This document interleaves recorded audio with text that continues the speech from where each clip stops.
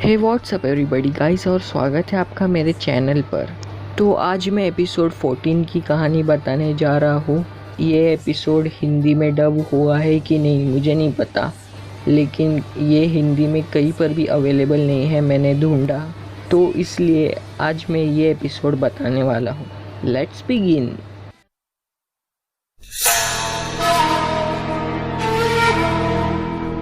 तो इस वीडियो के स्टार्टिंग में दिखाया जाता है कि एक टैक्सी ड्राइवर अपनी टैक्सी लेकर एक रेलवे क्रॉसिंग के पास आ जाता है। फिर अचानक उसके सामने एक लड़की आ जाती है और वो अपनी टैक्सी रोक देता है। फिर टैक्सी से उतरने के बाद वो देखता है कि वो लड़की वहाँ से गायब हो चुकी है। तो वो फिर से अपनी टैक्सी में बैठता है, और फिर जब वो टैक्सी में बैठता है तो वही लड़की उसके पीछे वाली सीट पर बैठी हुई रहती है। फिर अगले दिन लियो सबको रेलवे क्रॉसिंग के भूत के बारे में बताता है, और जैसा कि आपको पता ही है कि लियो खुद को साइकोलॉजिकल रिसर्चर मानता है, तो वो सबको कैमरास देता है और कहता है कि हमें अगर वो भूत दिखेगा तो हम उसकी फ़ोटो लेंगे। और लियो मजाक मजाक में सबके फ़ोटोज़ निकाल रहा होता है। तभी मोमो को उसे कहती है कि हमें किसी भूत को ऐसा परेशान नहीं करना चाहिए। फिर सब लोग चुपचाप अपने घर चले जाते हैं। फिर उसी रात लियो अपने सारे फ़ोटोज़ चेक कर रहा होता है और उसे मोमोको की फ़ोटो में मोमोको के कंधे पर एक हाथ दिखता है, लेकिन वो हाथ उनके दोस्तों में से किसी का नहीं होता, बल्कि एक भूत का होता है। फिर अगले दिन लियो खुशी खुशी अपने स्कूल जाता है सबको बताने के लिए कि उसने एक भूत की तस्वीर खींची है। फिर सात्सुकी क्लासरूम में आकर हाजिमे और लियो से कहती है कि मोमोको बीमार है। तभी लियो उन दोनों को वो फ़ोटोग्राफ दिखा देता है। फिर सब लोग स्कूल छूटने पर मोमोको से मिलने हॉस्पिटल चले जाते हैं। सात्सुकी मोमोको को वो फ़ोटोग्राफ दिखा देती है। तभी मोमोको उनसे कहती है कि ये सब कुछ सच है।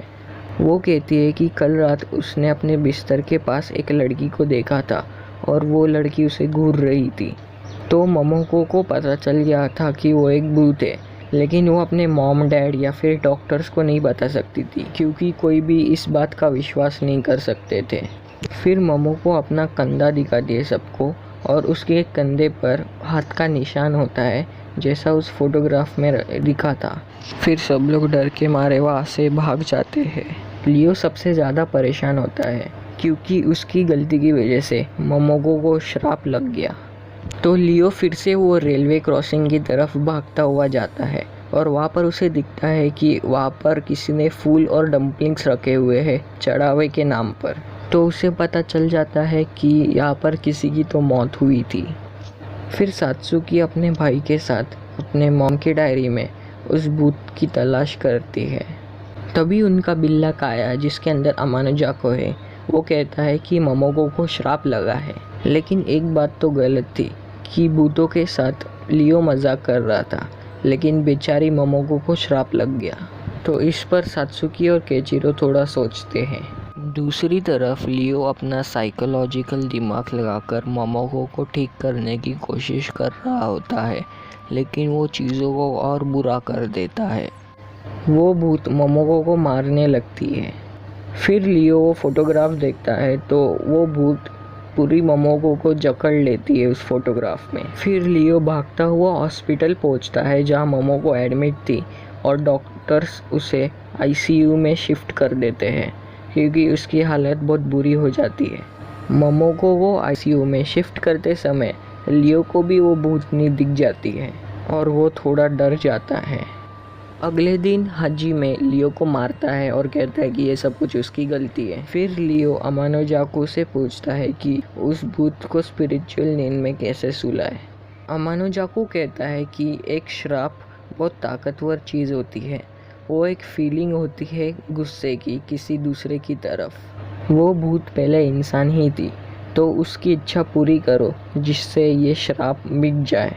तो लियो अमानो जाको की बात सुनकर वो रेलवे क्रॉसिंग की तरफ जाता है उस भूत से पूछने के लिए।